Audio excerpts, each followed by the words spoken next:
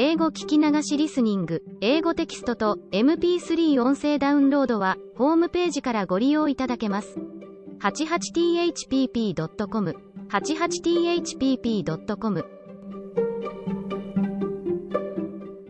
15. The Magic. When Sarah had passed the house next door, she had seen Ram Dass closing the shutters, and caught her glimpse of this room also. It is a long time since I saw a nice place from the inside, was the thought which crossed her mind. There was the usual bright fire glowing in the grate, and the Indian gentleman was sitting before it. His head was resting in his hand, and he looked as lonely and unhappy as ever. "Poor man," said Sarah. "I wonder what you are supposing." And this was what he was supposing at that very moment. Suppose, he was thinking, suppose, even if Carmichael traces the people to Moscow, the little girl they took from Madame Pascal's school in Paris is not the one we are in search of. Suppose she proves to be quite a different child. What steps shall I take next? When Sarah went into the house, she met Miss Minchin, who had come downstairs to scold the cook. "Where have you wasted your time?" she demanded. "You have been out for hours." "It was so wet and muddy," Sarah answered, "it was hard to walk, because my shoes were so bad and slipped about." "Make no excuses," said Miss Minchin, "and tell no falsehoods." Sarah went in to the cook. The cook had received a severe lecture and was in a fearful temper as a result.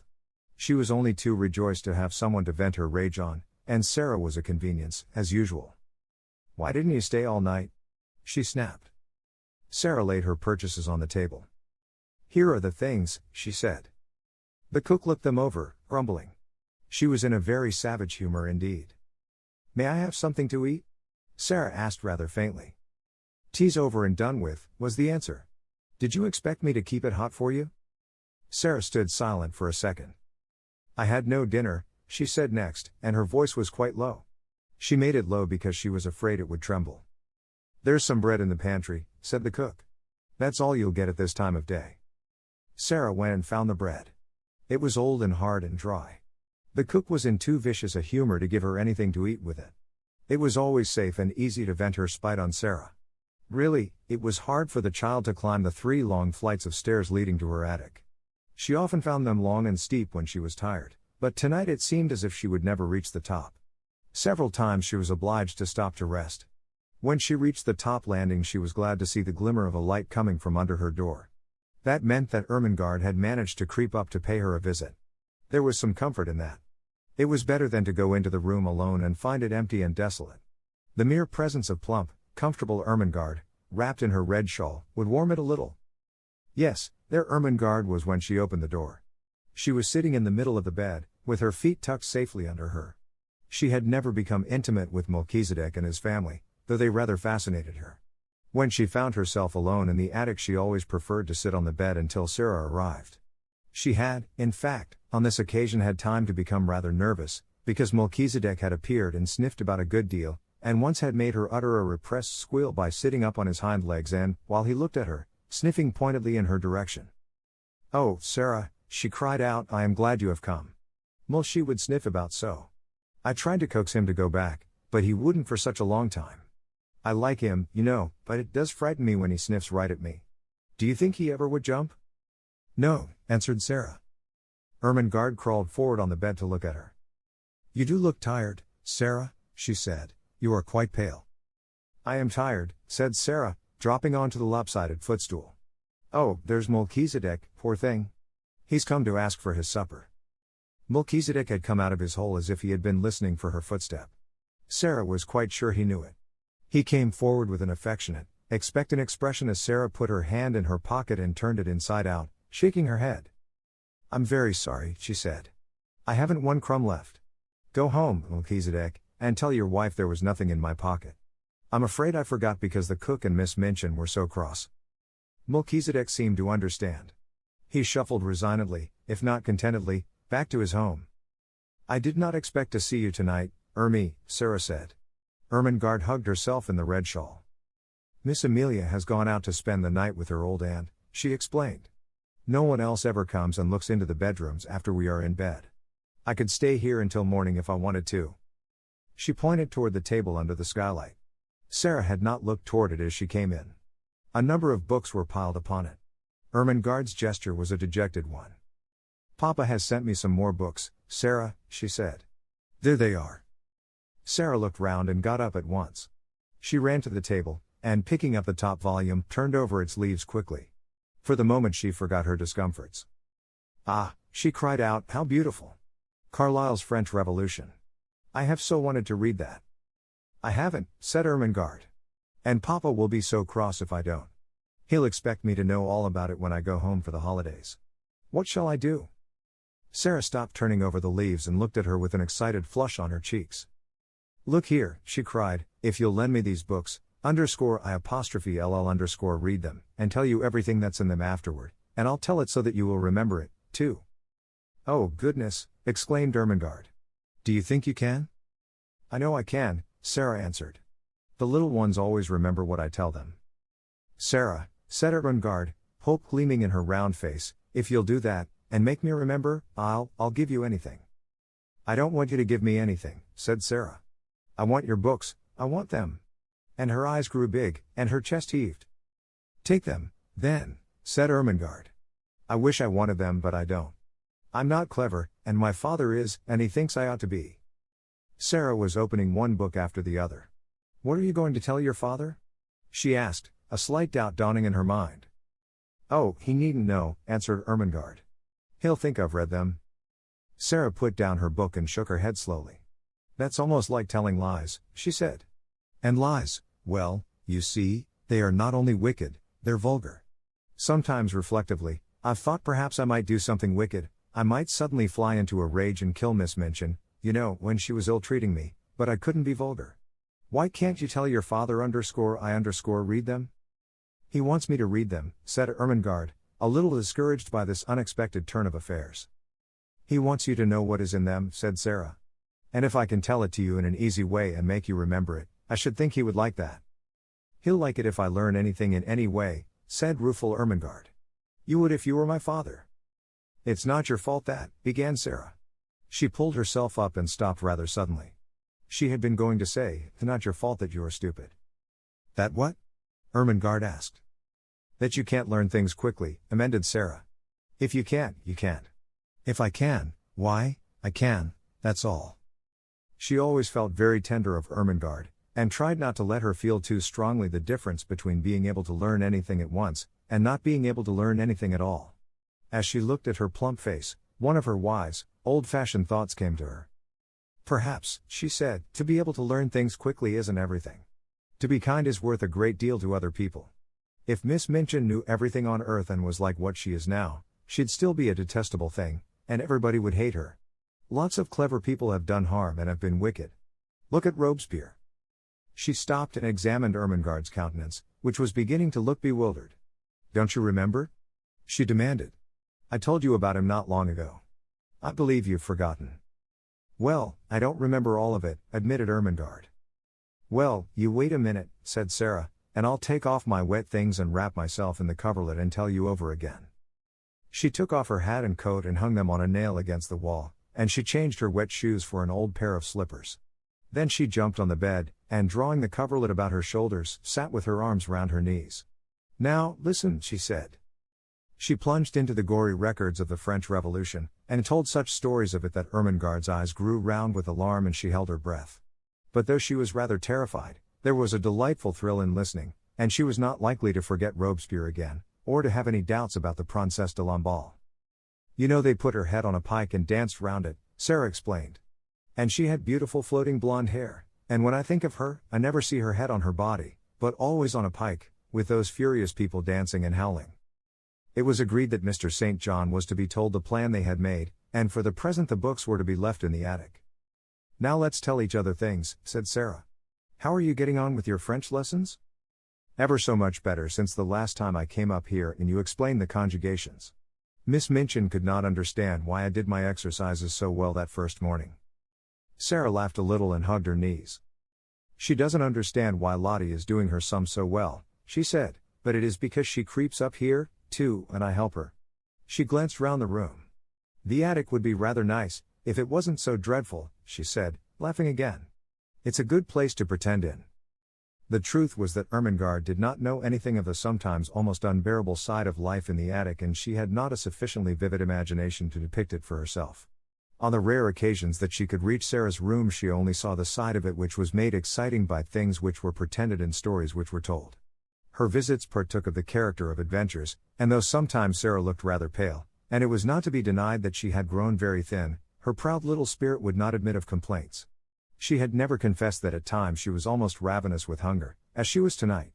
She was growing rapidly, and her constant walking and running about would have given her a keen appetite even if she had had abundant and regular meals of a much more nourishing nature than the unappetizing, inferior food snatched at such odd times as suited the kitchen convenience.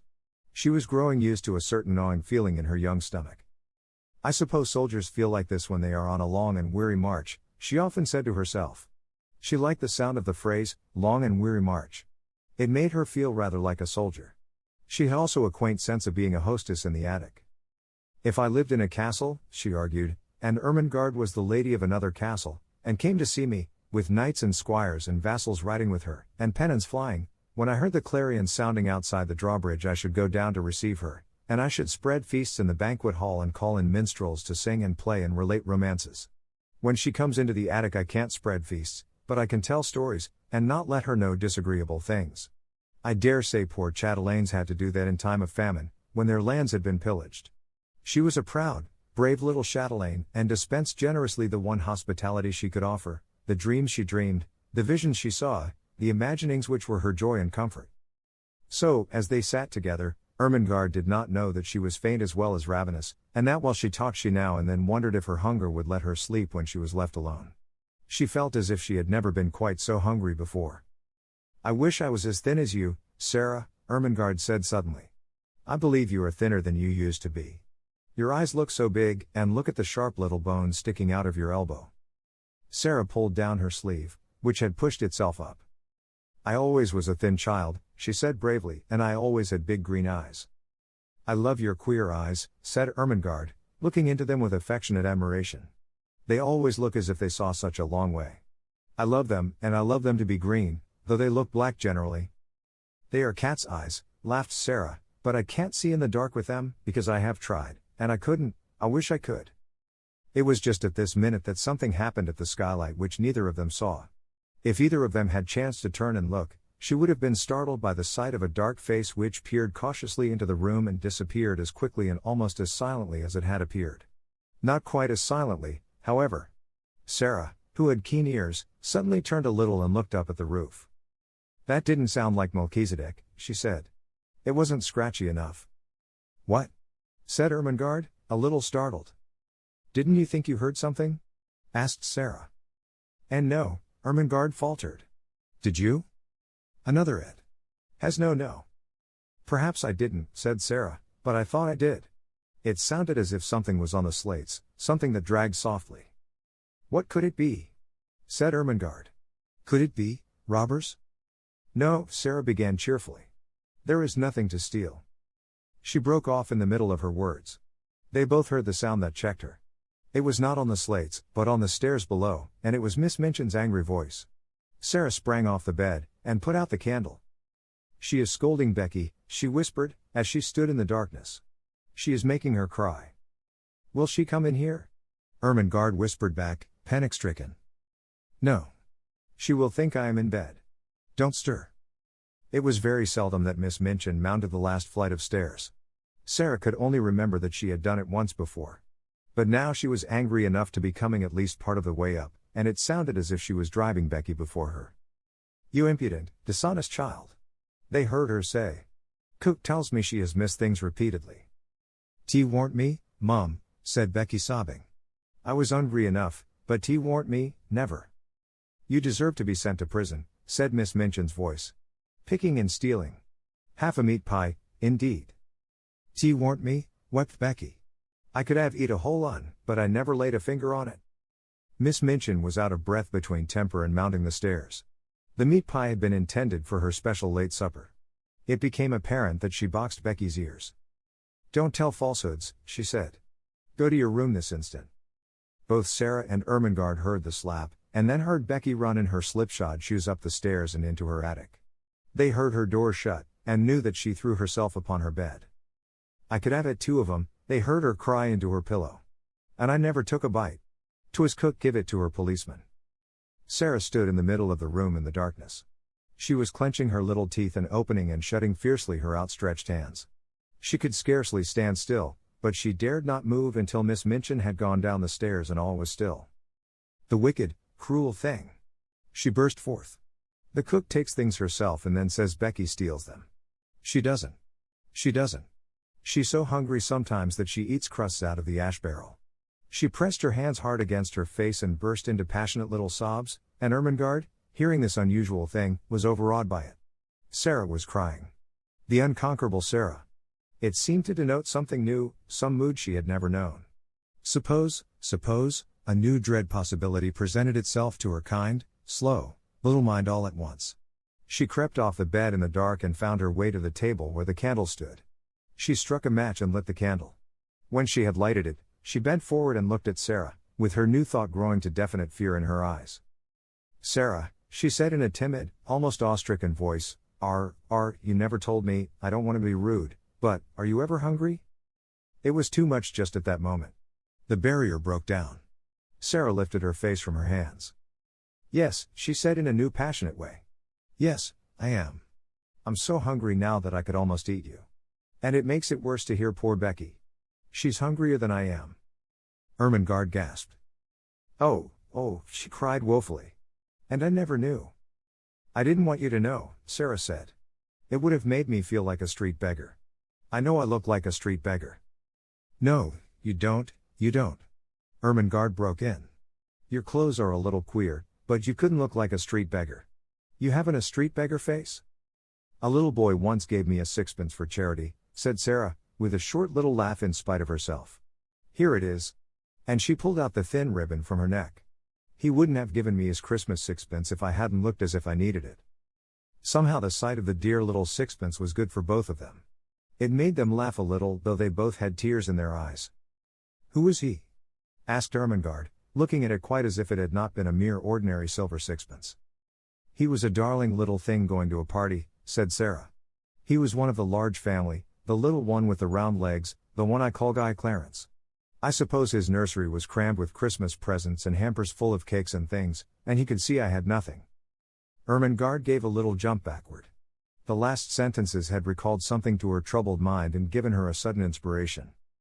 "Oh, Sarah," she cried. "What a silly thing I am not to have thought of it." "Of what?" "Something splendid," said Ermengarde, in an excited hurry. "This very afternoon my nicest aunt sent me a box. It is full of good things. I never touched it, I had so much pudding at dinner, and I was so bothered about Papa's books." Her words began to tumble over each other. "It's got cake in it, and little meat pies, and jam tarts and buns, and oranges and red currant wine, and figs and chocolate. I'll creep back to my room and get it this minute, and we'll eat it now." Sarah almost reeled. When one is faint with hunger, the mention of food has sometimes a curious effect. She clutched Ermengarde's arm. "Do you think you could?" she ejaculated. "I know I could," answered Ermengarde, and she ran to the door, opened it softly, put her head out into the darkness, and listened. Then she went back to Sarah. "The lights are out. Everybody's in bed. I can creep, and no one will hear." It was so delightful that they caught each other's hands and a sudden light sprang into Sarah's eyes. "Ermi," she said. Let us pretend it's a party. And oh, won't you invite the prisoner in the next cell?" Yes. Let us knock on the wall now. The jailer won't hear." Sarah went to the wall. Through it she could hear poor Becky crying more softly. She knocked 4 times. "That means, come to me through the secret passage under the wall," she explained. "I have something to communicate." 5 quick knocks answered her. "She is coming," she said. Almost immediately the door of the attic opened and Becky appeared. Her eyes were red and her cap was sliding off, and when she caught sight of Ermengarde she began to rub her face nervously with her apron. "Don't mind me a bit, Becky," cried Ermengarde. "Miss Ermengarde has asked you to come in," said Sarah, "because she is going to bring a box of good things up here to us." Becky's cap almost fell off entirely, she broke in with such excitement. "To eat, miss?" she said. "Things that's good to eat?" "Yes," answered Sarah, "and we are going to pretend a party." "And you shall have as much as you want to eat," put in Ermengarde. "I'll go this minute." She was in such haste that as she tiptoed out of the attic she dropped her red shawl and did not know it had fallen. No one saw it for a minute or so. Becky was too much overpowered by the good luck which had befallen her. "Oh, miss. Oh, miss." She gasped. "I know it was you that asked her to let me come. It makes me cry to think of it." And she went to Sarah's side and stood and looked at her worshippingly. But in Sarah's hungry eyes the old light had begun to glow and transform her world for her. Here in the attic, with the cold night outside, with the afternoon and the sloppy streets barely past, with the memory of the awful unfed look in the beggar child's eyes not yet faded, this simple, cheerful thing had happened like a thing of magic. She caught her breath. "Somehow, something always happens," she cried, "just before things get to the very worst. It is as if the magic did it. If I could only just remember that always. The worst thing never quite comes." She gave Becky a little cheerful shake. No. "You mustn't cry," she said. "We must make haste and set the table." "Set the table, miss?" said Becky, gazing round the room. "What'll we set it with?" Sarah looked round the attic, too. "There doesn't seem to be much," she answered, half laughing. That moment she saw something and pounced upon it. It was Ermengarde's red shawl which lay upon the floor.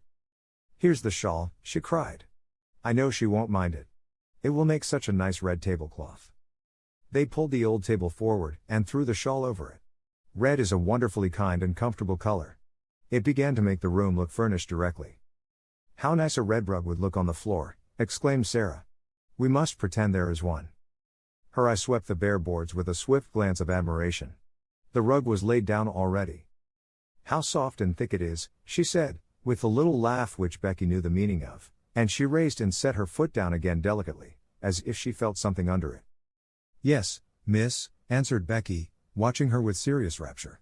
She was always quite serious. "What next, now?" said Sarah, and she stood still and put her hands over her eyes. "Something will come if I think and wait a little," in a soft, expectant voice. "The magic will tell me." One of her favorite fancies was that on the outside, as she called it, thoughts were waiting for people to call them. Becky had seen her stand and wait many a time before, and knew that in a few seconds she would uncover an enlightened, laughing face. In a moment she did. "There," she cried. "It has come. I know now. I must look among the things in the old trunk I had when I was a princess." She flew to its corner and kneeled down. It had not been put in the attic for her benefit, but because there was no room for it elsewhere. Nothing had been left in it but rubbish. But she knew she should find something. The magic always arranged that kind of thing in one way or another. In a corner lay a package so insignificant looking that it had been overlooked, and when she herself had found it she had kept it as a relic. It contained a dozen small white handkerchiefs. She seized them joyfully and ran to the table. She began to arrange them upon the red table cover, patting and coaxing them into shape with the narrow lace edge curling outward, her magic working its spells for her as she did it. "These are the plates," she said. "They are golden plates. These are the richly embroidered napkins. Nuns work them in convents in Spain." "Did they, miss?" breathed Becky, her very soul uplifted by the information. "You must pretend it," said Sarah. "If you pretend it enough, you will see them."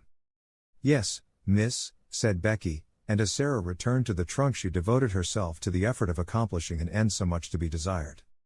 Sarah turned suddenly to find her standing by the table, looking very queer indeed. She had shut her eyes, and was twisting her face in strange convulsive contortions, her hands hanging stiffly clenched at her sides. She looked as if she was trying to lift some enormous weight. "What is the matter, Becky?" Sarah cried. "What are you doing?" Becky opened her eyes with a start. "I was pretendin', miss," she answered a little sheepishly. "I was trying to see it like you do. I almost did," with a hopeful grin. "But it takes a lot of strength." "Perhaps it does if you are not used to it," said Sarah, with friendly sympathy, "but you don't know how easy it is when you've done it often. I wouldn't try so hard just at first. It will come to you after a while. I'll just tell you what things are. Look at these."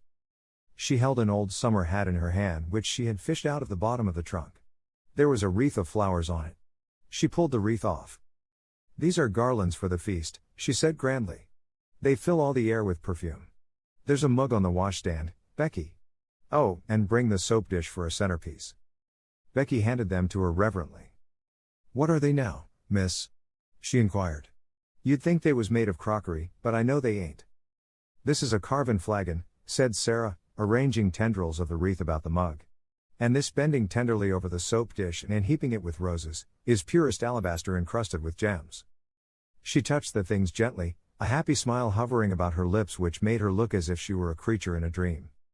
"My, ain't it lovely," whispered Becky. "If we just had something for bonbon dishes," Sarah murmured. "There." Darting to the trunk again. "I remember I saw something this minute." It was only a bundle of wool wrapped in red and white tissue paper, but the tissue paper was soon twisted into the form of little dishes, and was combined with the remaining flowers to ornament the candlestick which was to light the feast. Only the magic could have made it more than an old table covered with a red shawl and set with rubbish from a long unopened trunk. But Sarah drew back and gazed at it, seeing wonders, and Becky, after staring in delight, spoke with bated breath. "This air," she suggested, with a glance round the attic, "is it the Bastille now, or has it turned into something different?" "Oh, yes, yes," said Sarah. "Quite different. It is a banquet hall." "My eye, miss!" ejaculated Becky. "A blanket all." And she turned to view the splendors about her with awed bewilderment. "A banquet hall," said Sarah. "A vast chamber where feasts are given. It has a vaulted roof, and a minstrel's gallery, and a huge chimney filled with blazing oaken logs, and it is brilliant with waxen tapers twinkling on every side." "My eye, Miss Sarah," gasped Becky again. Then the door opened, and Ermengarde came in, rather staggering under the weight of her hamper. She started back with an exclamation of joy. To enter from the chill darkness outside, and find oneself confronted by a totally unanticipated festal board, draped with red, adorned with white napery, and wreathed with flowers, was to feel that the preparations were brilliant indeed. "Oh, Sarah," she cried out. "You are the cleverest girl I ever saw." "Isn't it nice?" said Sarah. "They are things out of my old trunk. I asked my magic, and it told me to go and look." "But oh, miss," cried Becky, "wait till she's told you what they are. They ain't just, oh, miss, please tell her," appealing to Sarah. So Sarah told her, and because her magic helped her she made her almost see it all, the golden platters, the vaulted spaces, the blazing logs, the twinkling waxen tapers.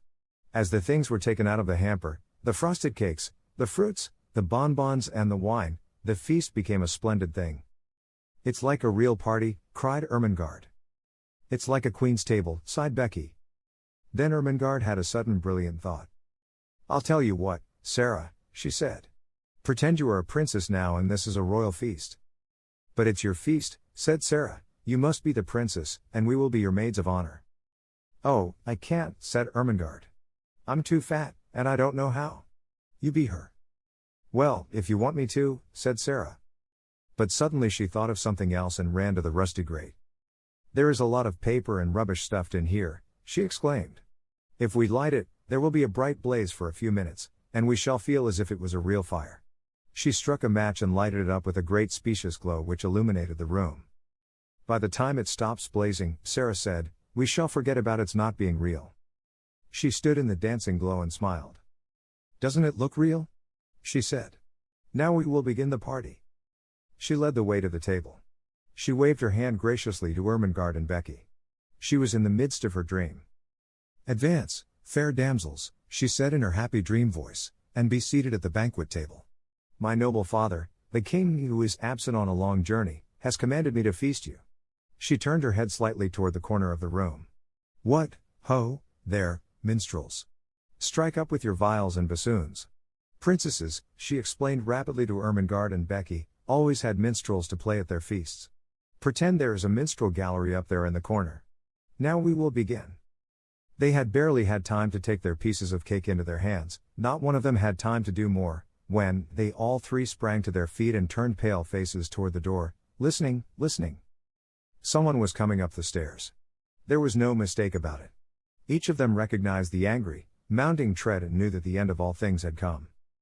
"It's the missus," choked Becky, and dropped her piece of cake upon the floor. "Yes," said Sarah, her eyes growing shocked and large in her small white face. "Miss Minchin has found us out." Miss Minchin struck the door open with a blow of her hand. She was pale herself, but it was with rage.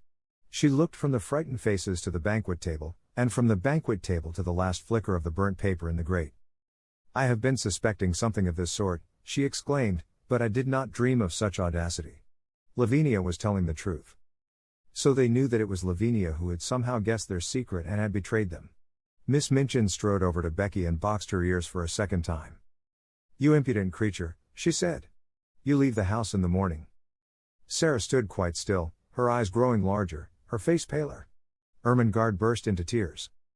"Oh, don't send her away," she sobbed. "My aunt sent me the hamper. We're only having a party." "So I see," said Miss Minchin, witheringly. With the Princess Sarah at the head of the table. She turned fiercely on Sarah.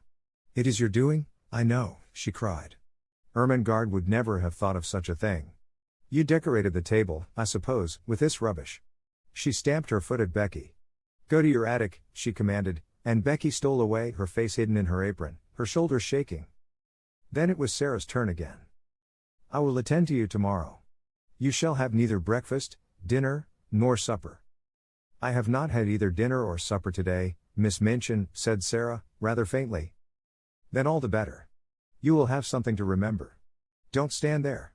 Put those things into the hamper again." She began to sweep them off the table into the hamper herself, and caught sight of Ermengarde's new books. "And you too, Ermengarde, have brought your beautiful new books into this dirty attic. Take them up and go back to bed. You will stay there all day tomorrow, and I shall write to your papa. What would he say if he knew where you are tonight?" Something she saw in Sarah's grave, fixed gaze at this moment made her turn on her fiercely. "What are you thinking of?" she demanded. "Why do you look at me like that?" "I was wondering," answered Sarah, as she had answered that notable day in the schoolroom. "What were you wondering?" It was very like the scene in the schoolroom. There was no pertness in Sarah's manner. It was only sad and quiet. "I was wondering," she said in a low voice, "what my papa would say if he knew where I am tonight." Miss Minchin was infuriated just as she had been before, and her anger expressed itself, as before, in an intemperate fashion. She flew at her and shook her. "You insolent, unmanageable child," she cried. "How dare you? How dare you?" She picked up the books, swept the rest of the feast back into the hamper in a jumbled heap, thrust it into Ermengarde's arms, and pushed her before her toward the door. "I will leave you to wonder," she said. "Go to bed this instant." And she shut the door behind herself and poor stumbling Ermengarde, and left Sarah standing quite alone. The dream was quite at an end. The last spark had died out of the paper in the grate and left only black tinder, the table was left bare, the golden plates and richly embroidered napkins, and the garlands were transformed again into old handkerchiefs, scraps of red and white paper, and discarded artificial flowers all scattered on the floor. The minstrels in the minstrel gallery had stolen away, and the viols and bassoons were still. Emily was sitting with her back against the wall, staring very hard. Sarah saw her, and went and picked her up with trembling hands. "There isn't any banquet left, Emily," she said. "And there isn't any princess. There is nothing left but the prisoners in the Bastille." And she sat down and hid her face. What would have happened if she had not hidden it just then, and if she had chanced to look up at the skylight at the wrong moment? I do not know. Perhaps the end of this chapter might have been quite different, because if she had glanced at the skylight she would certainly have been startled by what she would have seen. She would have seen exactly the same face pressed against the glass and peering in at her as it had peered in earlier in the evening when she had been talking to Ermengarde. But she did not look up. She sat with her little black head in her arms for some time. She always sat like that when she was trying to bear something in silence. Then she got up and went slowly to the bed. "I can't pretend anything else, while I am awake," she said. "There wouldn't be any use in trying. If I go to sleep, perhaps a dream will come and pretend for me." She suddenly felt so tired, perhaps through want of food, that she sat down on the edge of the bed quite weakly. "Suppose there was a bright fire in the grate, with lots of little dancing flames," she murmured. "Suppose there was a comfortable chair before it, and suppose there was a small table near, with a little hot supper on it. And suppose, as she drew the thin coverings over her, suppose this was a beautiful soft bed, with fleecy blankets and large downy pillows. Suppose, and her very weariness was good to her, for her eyes closed and she fell fast asleep. She did not know how long she slept. But she had been tired enough to sleep deeply and profoundly, too deeply and soundly to be disturbed by anything, even by the squeaks and scamperings of Melchizedek's entire family, if all his sons and daughters had chosen to come out of their hole to fight and tumble and play. When she awakened it was rather suddenly, and she did not know that any particular thing had called her out of her sleep. The truth was, however, that it was a sound which had called her back, a real sound, the click of the skylight as it fell in closing after a lithe white figure which slipped through it and crouched down close by upon the slates of the roof, just near enough to see what happened in the attic, but not near enough to be seen. At first she did not open her eyes. She felt too sleepy and, curiously enough, too warm and comfortable. She was so warm and comfortable, indeed, that she did not believe she was really awake. She never was as warm and cozy as this except in some lovely vision. What a nice dream, she murmured. I feel quite warm. I don't want to wake up. Of course it was a dream. She felt as if warm, delightful bedclothes were heaped upon her. She could actually feel blankets, and when she put out her hand it touched something exactly like a satin-covered eiderdown quilt. She must not awaken from this delight, she must be quite still and make it last. But she could not, even though she kept her eyes closed tightly, she could not. Something was forcing her to awaken, something in the room. It was a sense of light, and a sound, the sound of a crackling, roaring little fire. Oh, I am awakening, she said mournfully. I can't help it, I can't. Her eyes opened in spite of herself. And then she actually smiled, for what she saw she had never seen in the attic before, and knew she never should see. Oh, I haven't awakened, she whispered, daring to rise on her elbow and look all about her. I am dreaming yet. She knew it must be a dream, for if she were awake such things could not be. Do you wonder that she felt sure she had not come back to earth? This is what she saw. In the grate there was a glowing, blazing fire, on the hob was a little brass kettle hissing and boiling, spread upon the floor was a thick, warm crimson rug, before the fire a folding chair, unfolded, and with cushions on it, by the chair a small folding table, unfolded, covered with a white cloth, and upon it spread small covered dishes, a cup, a saucer, a teapot. On the bed were new warm coverings and a satin-covered down quilt, at the foot a curious wadded silk robe, a pair of quilted slippers, and some books. The room of her dream seemed changed into fairyland, and it was flooded with warm light, for a bright lamp stood on the table covered with a rosy shade. She sat up, resting on her elbow, and her breathing came short and fast. It does not melt away, she panted. Oh, I never had such a dream before. She scarcely dared to stir, but at last she pushed the bedclothes aside, and put her feet on the floor with a rapturous smile. I am dreaming, I am getting out of bed, she heard her own voice say, and then, as she stood up in the midst of it all, turning slowly from side to side, I am dreaming it stays real. I'm dreaming it feels real. It's bewitched, or I'm bewitched. I only think I see it all. Her words began to hurry themselves. If I can only keep on thinking it, she cried, I don't care. I don't care. She stood panting a moment longer, and then cried out again. Oh, it isn't true, she said. It can't be true. But oh, how true it seems. The blazing fire drew her to it, and she knelt down and held out her hands close to it, so close that the heat made her start back. A fire I only dreamed wouldn't be hot, she cried. She sprang up, touched the table, the dishes, the rug, she went to the bed and touched the blankets. She took up the soft wadded dressing gown, and suddenly clutched it to her breast and held it to her cheek. It's warm. It's soft. She almost sobbed. It's real. It must be. She threw it over her shoulders, and put her feet into the slippers. They are real, too. It's all real, she cried. I am not dreaming. She almost staggered to the books and opened the one which lay upon the top. Something was written on the flyleaf, just a few words, and they were these. To the little girl in the attic. From a friend. When she saw that, wasn't it a strange thing for her to do, she put her face down upon the page and burst into tears. I don't know who it is, she said, but somebody cares for me a little. I have a friend. She took her candle and stole out of her own room and into Becky's, and stood by her bedside. Becky, Becky, she whispered as loudly as she dared. Wake up. When Becky wakened, and she sat upright staring aghast, her face still smudged with traces of tears, beside her stood a little figure in a luxurious wadded robe of crimson silk. The face she saw was a shining, wonderful thing. The Princess Sarah, as she remembered her, stood at her very bedside, holding a candle in her hand. Come, she said. Oh, Becky, come. Becky was too frightened to speak. She simply got up and followed her, with her mouth and eyes open, and without a word. And when they crossed the threshold, Sarah shut the door gently and drew her into the warm, glowing midst of things which made her brain reel and her hungry senses faint. It's true. It's true, she cried. I've touched them all. They are as real as we are. The magic has come and done it, Becky, while we were asleep, the magic that won't let those worst things ever quite happen. 物語の続きは、ホームページからお聞きいただけます。また、テキスト、MP3 ダウンロードも合わせてご利用ください。88thpp.com 88thpp.com す。